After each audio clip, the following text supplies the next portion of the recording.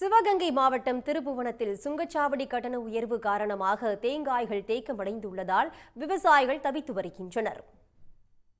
திருப்புவனம், திருப்பாச்சேத்தி, லாடனேந்தல், மடப்புரம் உள்ளிட்ட பகுதிகளில் சுமார் 1.5 லட்சம் தென்னை மரங்கள் உள்ளன.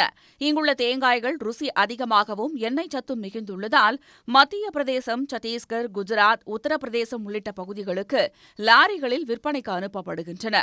ஆனால் 4 மாநிலங்களை கடந்து செல்ல வேண்டியிருப்பதால் சுங்க கட்டணம் மட்டுமே 15,000 ரூபாய் முதல் 25,000 ரூபாய் வரை ஆகிறது.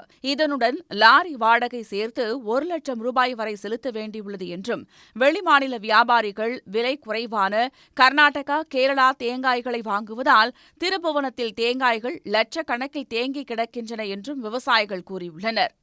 செலவுகள் விவசாய செலவு அதிகம், தேங்காய் விலையும் ரொம்ப கம்மியாக இருக்குது. ஏதாவது ஒரு சம்சாரிகளுக்கு இதுன்ற மாதிரி அரசு ஏதாவது பண்ணால் எல்லாருக்கும் ஒரு பயனாக இருக்கும். ஒரு மரத்துக்கு எத்தனை காய் முன்னாடி ஒரு 30 காய் 40 காய் கூட விழுகும். அதே மாதிரி கணக்கு பண்ண முடியாது. எல்லா மரத்துலையும் ஒரு மரத்தில் 30 விழுகும், ஒரு மரத்தில் 50 விழுகும், ஒரு மரத்தில் 5 காயும் விழுகும். ஆனால் சராசரி எல்லா மரத்துக்கும் ஒரே கூலி தான். சுங்கச்சாவடி கட்டணத்தில் தேங்காய் லாரிகளுக்கு சலுகை வழங்க தேசிய நெடுஞ்சாலை ஆணையம் நடவடிக்கை எடுக்க வேண்டும் என்று விவசாயிகள் வலியுறுத்தியுள்ளனர். உடனுக்குடன் செய்திகளை தெரிந்து கொள்ள சன் நியூஸ் பெல் ஐகானை கிளிக் பண்ணுங்க.